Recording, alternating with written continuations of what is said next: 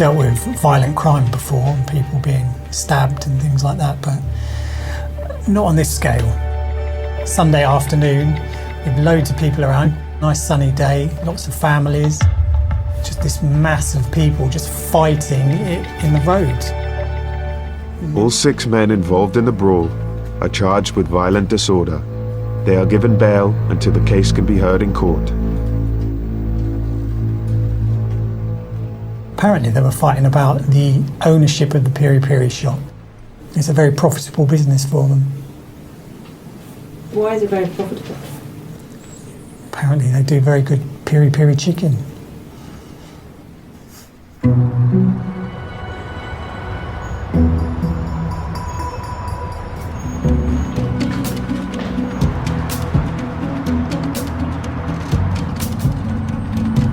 They clearly got weapons in their hands, like a knife was found in an electric cupboard where they were all standing. Well, obviously, Scott, we've now got all 6 defendants giving evidence. Your work's still continuing. Neil King is the prosecuting barrister, acting on behalf of the police. In fact, we've got 2 sides of a family dispute in the dock at the same time. Gulfraz Parvaz, his brother Jabran, and their family friend on one side. And then on the other we have Mr. Arshid, his brother Idnan Akbar, and their friend. And we have the dispute over this Peri Peri shop, if that's what it truly is about. All 6 defendants plead not guilty. Trial's a busy trial and complicated. We have got six defence counsel, and we've got a separated incident without straightforward evidence. Some of it is hearsay, some of it has been from a witness who has been difficult to secure his attendance. No one will ever tell us the whole truth, and no one ever has. None of them can get away from mobile phone footage, so we've got them there. They're throwing hammers at each other down a busy road. So whatever else they say, they've got to explain why they're armed, they've got to explain why they're using those weapons. To look at this violent disorder that's occurred at the early hours of this morning, and in their description it's just carnage. There are people fighting, there are bricks being thrown. They find a number of knives, tasers, metal rods, and all of a sudden we have a shotgun as well. Yeah. And a loaded shotgun ready to go. Okay. Which is worrying. So there's clearly something bubbling, and they do locate a male with a machete, and that is Mohammed Arshid. He is saying that his house was attacked. And Mohammed Arshid is on Crown Court bail. It's on the curfew. Shouldn't have been out.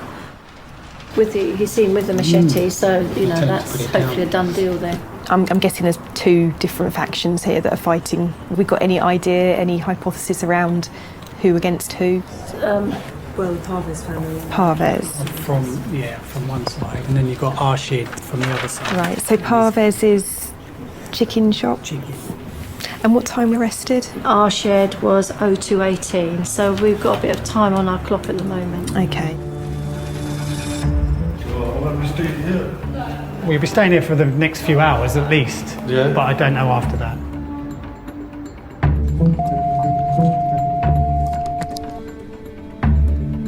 We were arrested in the early hours of this morning on suspicion of being in possession of a bladed article. What's your version of events about what happened? There's a prepared statement, so I'm going to read out the Sure. behalf of my client. At around 1 a.m, I was stood on my doorstep having a cigarette. A group of boys suddenly appeared.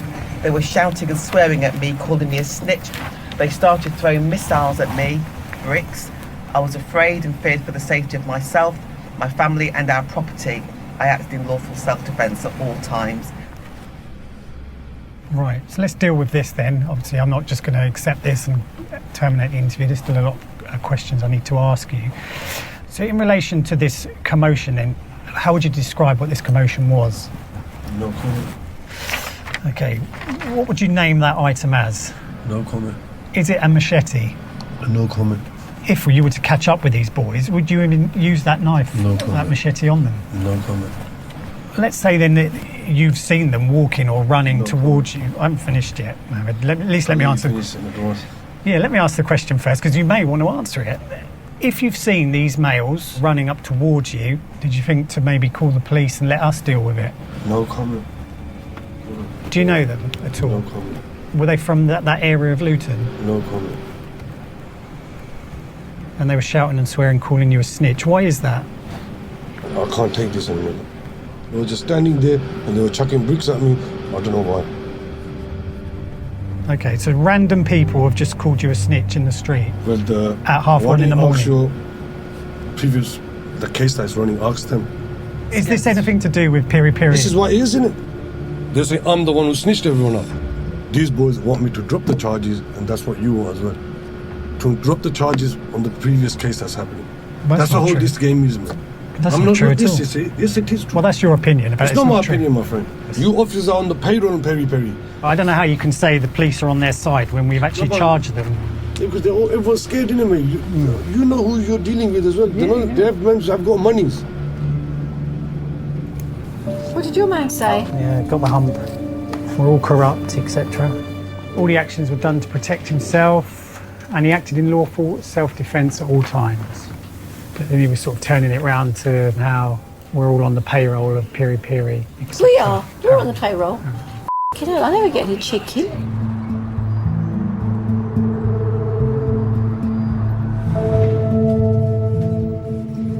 It looks like it's a sort of a drug turf war.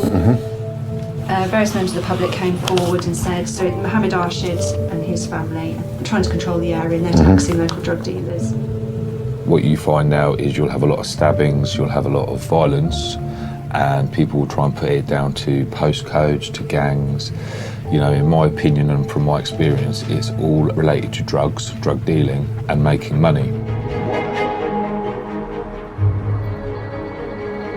At the end of the day, the jury have to be sure before they can convict, and only when they're sure they can come back with a guilty verdict.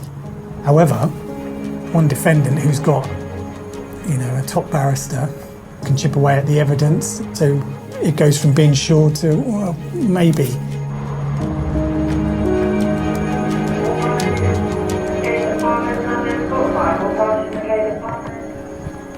There is a verdict, so bear with me.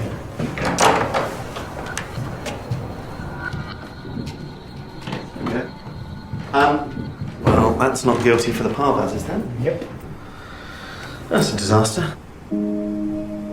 Gulfraz Parvaz apparently is not guilty of anything. Jabran Parvaz is not guilty of the stabbings.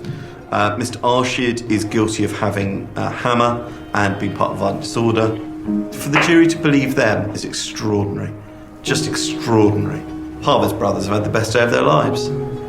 Because I don't believe that his income can support having a silk and a junior at this trial from the evidence he gave.